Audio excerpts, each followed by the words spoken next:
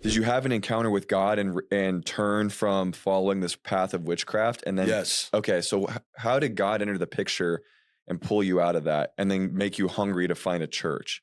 Yes. In that party. In that Oh, party. in that party. Got it. Yes. Okay. I had an open vision. I saw the wall opened up and I saw a lake of fire. And I just heard people screaming. And I'm like looking at rocks. I'm thinking it's rocks and a big cliff and a big ocean, a lake of fire. So I'm like, this is random, like in the middle of a party. I'm over here upset that I didn't get a pretty girl like the rest of everyone else did. I'm over here upset and I'm like, what the heck is this? I'm looking and it's like a big giant ocean of like a lake of fire. And you it's had like, no concept of what a lake I of don't fire know. was. No, I don't know. And it looks like mountains around it.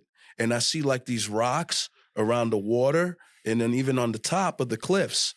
And also I'm seeing like movement and I'm hearing, make it stop, I'm like, what the heck is going on? They're screaming and then the screaming intensified. And I'm like, this is crazy, man. I don't do drugs. I don't drink. So the heck is this? And then I realize those rocks were people. The things that's floating in the water, those rocks were people. And they were screaming. And I'm like, and I hear a voice, do you want to be there? I said, absolutely not. I don't want to be there. He said, leave this party then. I left the party. I go to where I was living at my aunt's house. That'll get my attention. Yeah, sure. it sure did. So I walked on foot from Corona, Queens, all the way to East Elmhurst to where my aunt's house is. We were living with her at this time. So then right when I got to the house, a knock on the door. Hey, do you want Jesus Christ in your? I said, yes. Yes, I accept Jesus Christ in my life. No question, no ifs, ands, or buts about it. I accept him in my life. I accept it in my life. Is this like a missionary or? This was a long-lost relative. Oh, really? Yeah, so it was a series of things that were happening. And what I realized, the reason why God sent that vision to me, he reminded me when the 9/11 attacks happened, yeah, I wanted to become Muslim. So it was like a perfect, because after or before? Before that happened. Oh, I see. Whoa. So remember the rejection, right? Yeah. So I'm looking at the camaraderie. I'm looking at Osama bin Laden. I'm looking at these guys, the Islam Brotherhood coming together. No one's calling each other stupid. No one is calling each other. They're like supporting each other.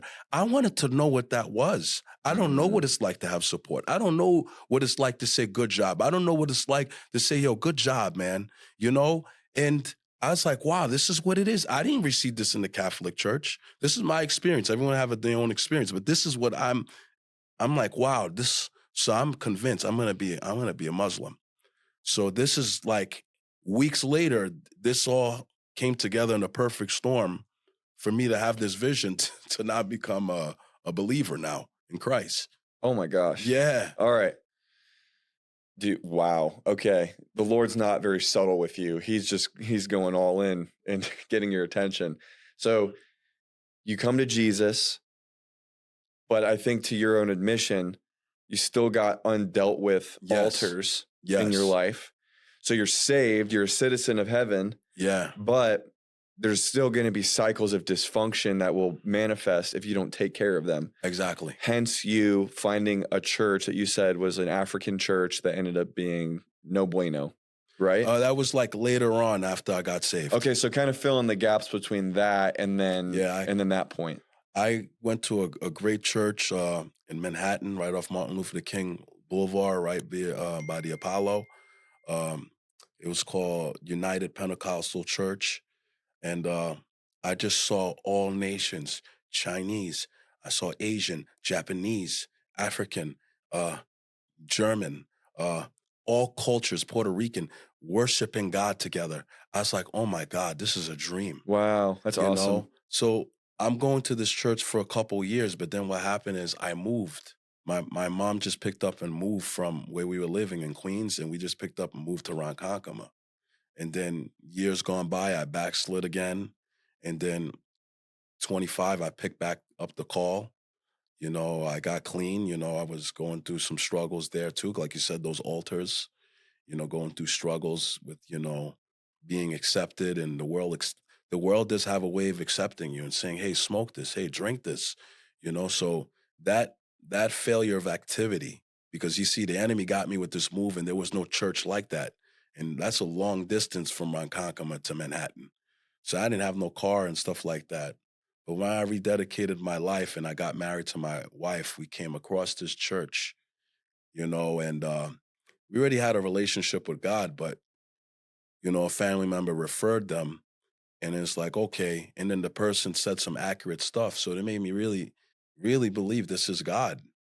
Like prophetic stuff you're saying? Very, very detailed prophetic looking things, Okay. which can be like, it could seem like it's a prophetic thing, Yeah. but it's really a familiar spirit thing.